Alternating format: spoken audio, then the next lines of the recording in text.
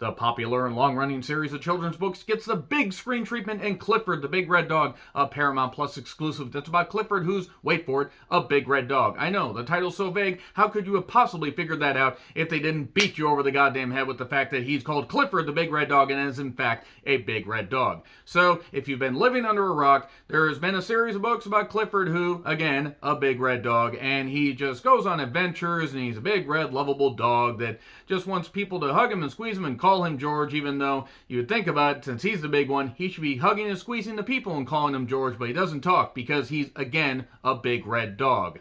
So, Paramount Plus has been doing these exclusives since launching their streaming service, and the only good one that I've really seen was Paranormal Activity Next of Kin, and that wasn't even all that good. I did just recently review Rumble, and I will say that while this is decidedly better than Rumble, it's still not very good because it's taking the concept of a children's book that were fine. They were fine for what they were, and I'm sure still entertain kids even to this day, but it's taking the concept of a book that's about that thin and stretching it out to a 90-minute movie. And it's also directed by Walt Becker, who directed Van Wilder and Alvin and the Chipmunks, The Road Ship. Boy, you want to talk about a fucking, just massive difference between movies. Van Wilder, that was a gross-out comedy in every fucking sense of the word, and Alvin and the Chipmunks, The Road Ship. And he also directed Wild Hogs, back when we thought that Tim Allen was just an idiot before proving that he was an actual idiot. But anyway, let's talk about this movie. John Cleese is in it for some fucking reason. 3 different people wrote it, and by Christ, can you fucking tell with how messy this goddamn thing is. And the special effects are absolute dog shit. I mean, and, ironically, but thankfully we don't see dog shit in this, even though we get to see massive amounts of dog piss in one scene, because kids love dog piss scenes. And also pet abandonment stuff in the beginning. Kids love it. And stuff about family drama with parents possibly passing away and other people having to do different things and give up on their dreams. Kids love giving up on dreams. And then we get also corporations coming in that want to get inside Clifford and figure out what makes him big to have this massive government thing go on and help the children of the world get fed by getting into his brain and getting into his body and figuring out what makes him big and basically kill him. Kids love government experiments like that. Yeah, this movie isn't very good. In fact, I would argue that it's probably one of the worst things this year, but it is at least better than Tom and Jerry because at least, well, one, it features Clifford enough that it doesn't feel quite like it's, luring you in with Tom and Jerry and then making it more about Chloe Grace Moretz and various other people trying so desperately to make this fucking script work. But the special effects are absolute shit. Absolute dog shit. Some of the worst stuff in 2021. And I understand special effects are hard to do and you need a big budget. But Paramount does have the money. I'm not saying they need to throw $100 million goddamn dollars at this movie. But holy shit, there are points where you see Clifford. It doesn't even look like he's really there. There are a few points where the dog is rescuing somebody, or the little girl in this, Emily Darby Camp, is riding Clifford, and it looks absolutely ridiculous. It looks worse than, the stuff in the Never-Ending Story that came out in 1984 when nobody got on the floor and did the dinosaur, but that was 1984 and actually had life and energy to it, and Wolfgang Peterson was a terrific fucking director. Anyway, this also has Serena Gilroy, John Cleese. John Cleese was in this. I don't know why. David Alan Grier was also in this with a giant Santa beard, and Jack Whitehall.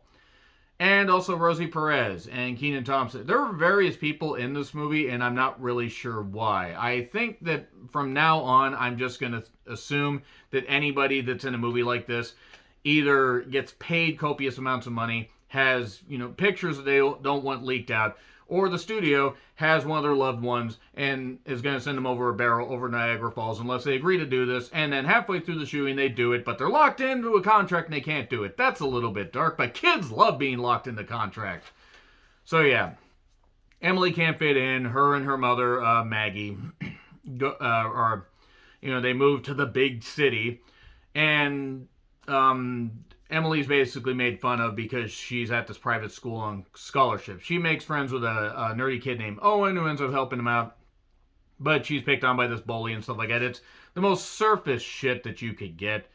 And then there's John Cleese's character, Bridwell, who ends up setting up an animal tent after, in the very beginning, Clifford has a regular mother, a few brothers or sisters. We don't really find that out. They're taken away to the pound, but he's playing, and then he comes out and finds himself abandoned.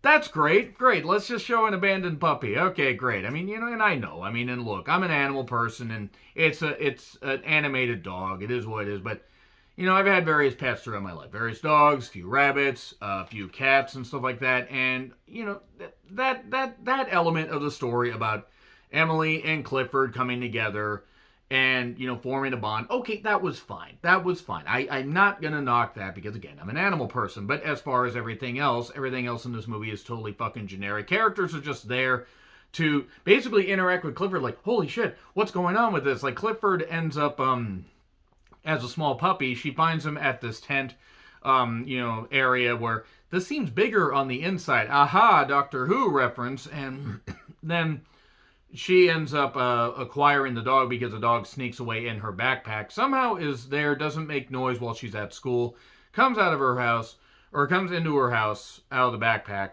while the mother is away, and the dog will play. And also Jack Whitehall plays the down on his luck kind of, living in his van, not down by a river, uncle named Casey. And Bridwell even says to Emily, how big will he get? Well, that depends on how much you love him. So if you love your pet enough, they'll grow to be 10 feet tall. It's not how physics works, ladies and gentlemen, but that's all right. So yeah, he grows to be like 10 feet tall, and they try to hide him and everything. And David Allen Greer, who's the controller, that the person, superintendent, fixer-upper of these lavish apartments that really don't look all that great in all honesty, won't let him have dogs, so they gotta hide him and everything. We don't get that much before we find out about this corporation called Life Grow, with a Y, so you know it's good. And there's this guy Tyrion that's trying to basically figure out how to save the world, and then they find out about Clifford, and they're like, we need to get this dog. So yeah, that's pretty much it right there.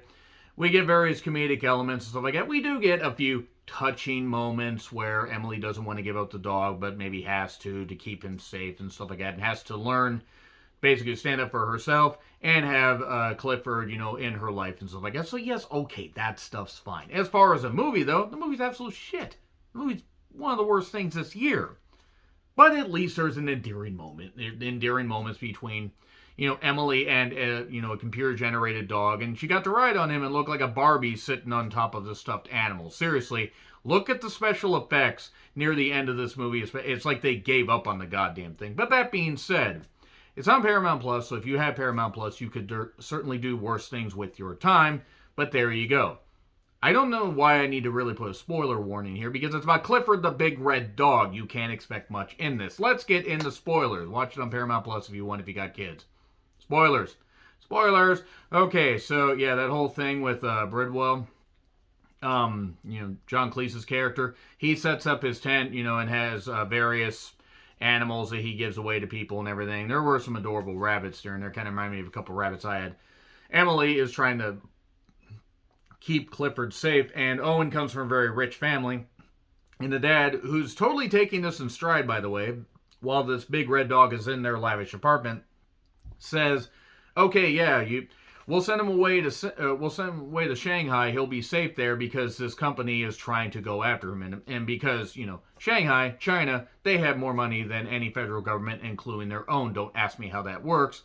And she doesn't want to give him away. But she wants to keep him safe and stuff like that. Well, then this corporation ends up capturing them. This corporation's also been doing genetic therapy or genetic gene therapy, genetic engineering, if you will, because I struggled to find the words there. They've had a two-headed goat and also a sheep that was very, very vicious. The vicious sheep that actually was just superimposed in there was actually the best actor in the goddamn movie. And that's actually unfair because the cast does the best they can. But watching this, the comedy is absolute dog shit. Just fucking terrible. Everybody's just stagey. John Cleese does his best. At this point, John Cleese is fucking Teflon. He can't do anything. The girl playing Emily Darby Camp, she should be fine later. I mean, kids gotta start somewhere. I say kids, and technically, I think she's like, she was 14 in this, so teenagers, kids, whatever, gotta start somewhere. Whatever, it is what it is. Jack Whitehall's there. Serena Gilroy, remember when she was in, better movies? Yeah, imagine those times. And also David Allen Greer, I don't know what the fuck happened to him. Not that he was ever a leading man, but good God, he has fallen far. And so many others are just in this, and their various characters interacting.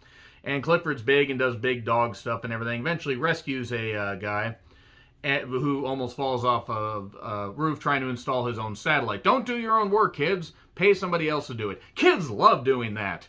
So anyway, the dog becomes a viral sensation. The company finds out about it. The company gets him, but everybody decides to band together from this city, which consists of about 20 people, that break into his government facility because the dog was chipped.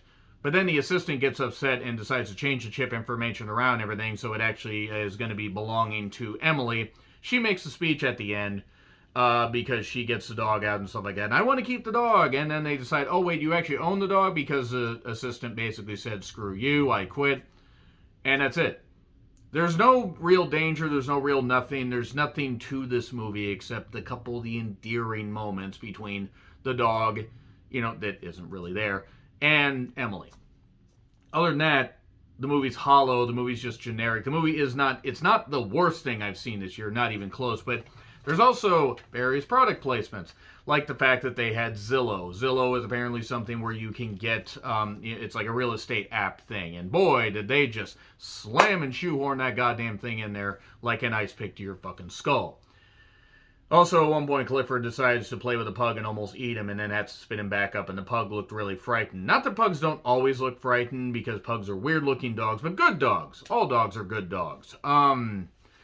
Yeah, this wasn't very good. I mean, it's all nice and neat. We get storyboard art in the beginning, we get storyboard art at the end, and John Cleese does the narration. John Cleese, he does what he can. He's not really in this for very long, but yeah, all the stuff about, all the life problems and everything. Kids love it. It gets an F. I mean, I'm sorry. It wasn't very good. It will be on the lower end of my worst movies of the year list, but it's still pretty goddamn bad. Let me know your thoughts in the comments. Like, share, subscribe, Twitter handle in the description. I'm John Retlin. I'll see you soon.